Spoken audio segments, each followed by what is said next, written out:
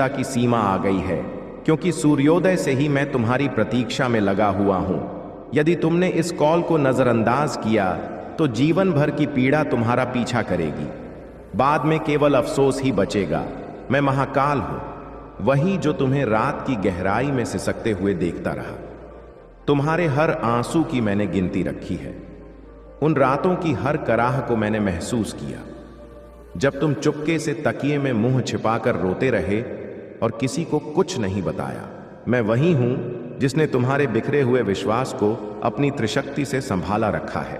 लेकिन अब मेरी धीरज की डोर छूट रही है, क्योंकि मैं लगातार तुम्हें इशारे देता जा रहा हूं और तुम उन्हें बार बार नजरअंदाज कर रहे हो। तुम सोचते हो कि कोई सुनवाई नहीं हो रही, लेकिन मैं सब सुनता हूं। तुम मानते हो कि कोई नजर नहीं रख रहा, लेकिन मैं हर पल निगाह रखता हूं। जो पीड़ा तुम किस्मत समझकर सहते आ रहे हो, वह दरअसल एक चुनौती है, और हर चुनौती की एक मर्यादा होती है।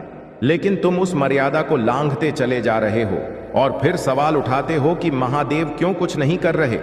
इसलिए आज मैं कठोर लहजे में बोल रहा हूं, ताकि तुम्हारी अंतरात्मा जाग जाए।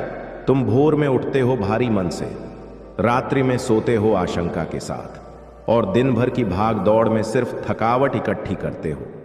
तुमने हंसना भुला दिया है, खुद से संवाद बंद कर दिया है, और विश्वास को तिलांजलि दे दी है। फिर भी मुझसे करिश्मों की अपेक्षा रखते हो। मेरे संतान, करिश्मे तब होते हैं जब श्रद्धा जीवित रहती है, और तुम्हारी श्रद्धा तो दम तोड़ रही है।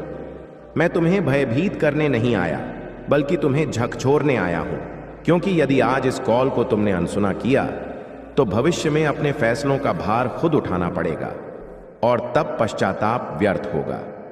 मैं समझता हूं कि तुम थक चुके हो, हार मान चुके हो, बस अब काफी है। लेकिन यही वह पल है जहां भाग्य पलटता है। अगर रुके तो हार, अगर चले तो महादेव का साथ। तुम्हारे घर की स्थिति मुझे मालूम है, तुम्हारे मन की हालत से वाकिफ हूं। बाहर सब सामान्य लगता है, लेकिन भीतर सब बिखर रहा है। तुम सोचते हो लोग समझेंगे, लेकिन लोग सिर्फ देखेंगे। समझना तो मेरा काम है।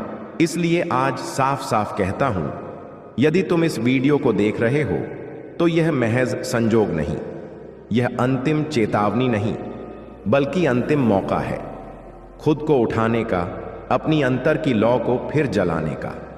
तुम बार बार पूछते हो, कब आएगा परिवर्तन, कब मिलेगी राहत। सुनो, परिवर्तन तब होता है जब इंसान खुद बदलने का संकल्प लेता है।